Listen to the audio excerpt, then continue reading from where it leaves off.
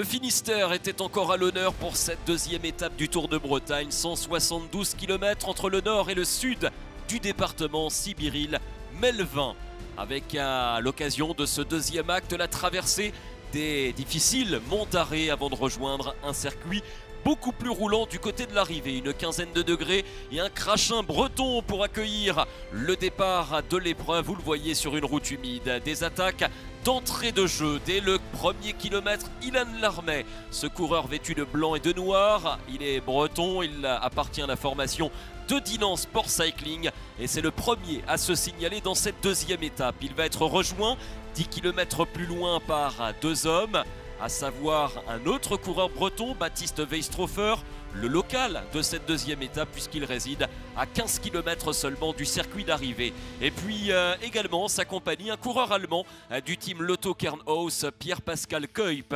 Deux unités qui vont donc revenir, je le disais, sur Ilan Larmet, ce qui nous donne un trio aux avant-postes, trois hommes sortis dès le départ de l'étape. Trois coureurs qui vont compter jusqu'à 6 minutes d'avance. Ce sera l'écart maximal enregistré en plein milieu de l'étape. Le peloton va prendre les choses en main sous le commandement de l'équipe Trinity Racing, la formation du maillot vert de leader au classement général, et faire retomber cet écart à 4 puis à 2 minutes.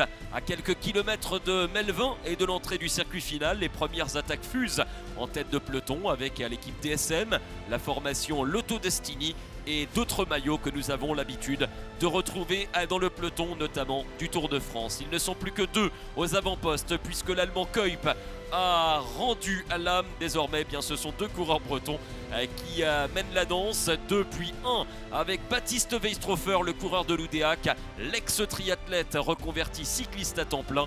Il arrive sur son circuit fétiche, celui de Melvin, avec une avance très courte sur le peloton.